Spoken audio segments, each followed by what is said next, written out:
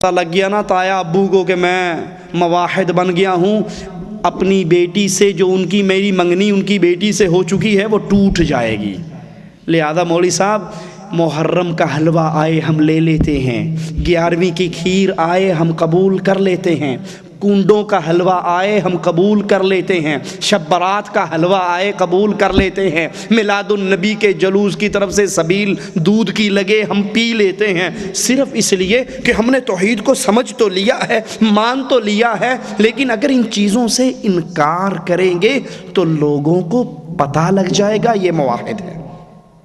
ہمارے تعلق خراب ہوں گے، ہماری دوستیاں خراب ہوں گی، ہماری رشتہ داریاں خراب ہوں گی۔ ہم بس توحید کو سن چکے، آپ سے پڑھ لیا، مان لیا، جان لیا، اپنے دل میں دفن کر لیا، لوگوں سے کیسے رشتے توڑ لیں، لوگوں سے تعلق ہم کیسا خراب کریں۔ حضرت عبداللہ کی سیرت کو سامنے رکھو، جا رہے ہیں، آنکھوں سے آنسو گر رہے ہیں، غلام واپس لے آتے ہیں، قیصر کے سامنے کھڑا کر دیتے ہیں، آقا یہ رو رہا ہے۔ قیصر کہتا ہے ڈر گیا ہے نا، میں نے نہ کہا تھا اپنی جوانی کو برباد نہ کر، نصرانی ہو جا، میری حکومت کا حصے دار بن جا۔ جواب میں کہتے ہیں ظالم، تو نے میرے آنسوؤں کی قیمت کو نہیں جانا۔ حیران ہو کر پوچھتا ہے پھر رو کیوں رہا تھا؟ کہا بے وقوف میں تو اس لیے رو رہا تھا، اللہ آج تیری توحید پہ قربان ہونے کا وقت آیا، آج تیری توحید کے لیے مرنے کا وقت آیا، آج تیرے نام پہ ذبح ہونے کا وقت آیا۔ اے عرش والے اللہ، میری صرف ایک جان ہے، اے کاش میرے جسم کے ہر بال کے بدلے تو مجھے جان دے دے، میں ہر جان کو تیری توحید پہ قربان کر ڈالوں۔ ظالم میں تو اس لیے رو رہا تھا کہ صرف ایک جان اللہ کے راستے میں قربان ہوگی، کاش یہ ایک جان نہ ہوتی، یہ 1000 جانیں ہوتی۔ رب محمد کی قسم، لا الہ الا اللہ کے لیے، رب کی وحدانیت کے لیے، اللہ کی توحید کے لیے میں ہر جان کو اللہ کے دربار میں پیش کر دیتا، قتل ہو جاتا، یہ بھی میری سعادت ہوتی۔ وہ اتنا حیران شش و پنج میں پڑ گیا، یہ کیسی قوم ہے؟ کہتا ہے اچھا اگر تو میرے ماتھے کو چوم لے میں تجھے رہا کر دوں گا۔ حضرت عبداللہ کہتے ہیں صرف مجھے نہیں میرے ساتھیوں کو بھی رہا کرے گا؟ کہا سارے مسلمان قیدیوں کو رہا کر دوں گا۔ حضرت عبداللہ نے سوچا اس کافر کا ماتھا چومنے میں کیا حرج ہے، اگر میرے مسلمان بھائیوں کی جان بچ جائے، اس کا ماتھا چومتے ہیں مسلمانوں کی جان بچ جاتی ہے۔ قافلہ لے کر امیر المؤمنین عمر ابن خطاب کے دربار میں پہنچتے ہیں، سارا قصہ سناتے ہیں۔ عمر ابن خطاب اعلان کرتے ہیں تمام مسلمانوں پر لازم ہے، ضروری ہے حضرت عبداللہ کے ماتھے کو چومے، اور سب سے پہلے عبداللہ کے ماتھے کو امیر المؤمنین عمر چوم رہا ہے، جنہوں نے اللہ کی توحید کے لیے جینے اور مرنے کے عہد کیے ہوں، وہ برادریوں کی ناراضگی سے دین نہیں چھوڑا کرتے، جنہوں نے اللہ کی توحید پر مٹھاس دیکھی ہو۔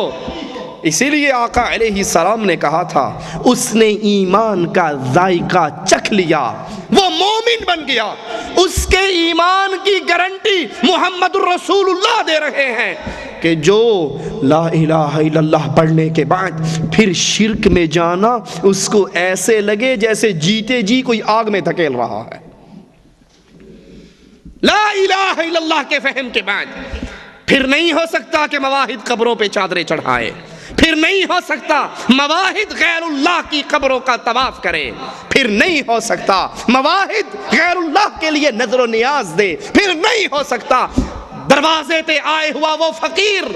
جو آواز لگاتا ہے نظر اللہ نیاز حسین، مواحد اس کے کشکول میں آٹا نہیں ڈالا کرتا۔ غیر اللہ کو پکارنے والا، غیر اللہ سے مانگنے والا مواحد مرنا کٹنا برداشت کر لیتا ہے، لیکن رب کے دشمن کو مشرک کے کشکول کے اندر خیرات اس لیے نہیں ڈالتا، یہ رب کے نام پہ نہیں مانگ رہا، یہ غیر کے نام پہ مانگ رہا ہے۔ 2 مکھی والوں کا ذکر آپ نے سنا ہوگا، ایک نے دے دی گزرنے دیا، دوسرا استقامت کا پہاڑ بنا۔ مکھی مانگتے ہو غیر اللہ کے نام پہ؟ جمعرات کے نام پہ چندہ دینے والوں، خواجہ کی چادر کے نام پہ چندہ دینے والوں، بابے کے عرس کے نام پہ چندہ دینے والوں، سبیل حسین کے نام پہ چندہ دینے والوں،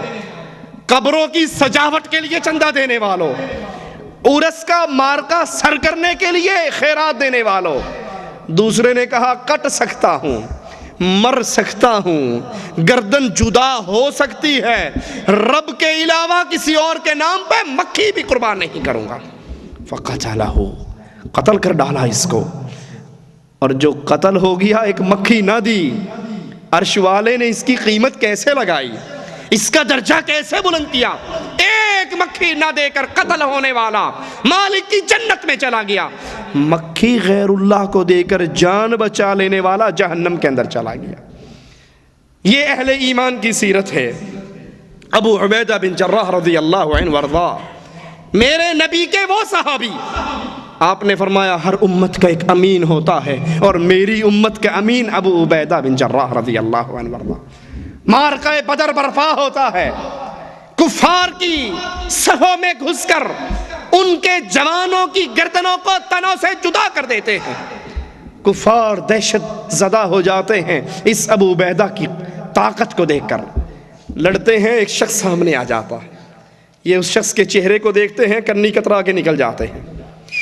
پھر کسی موقع پر آتے ہیں، پھر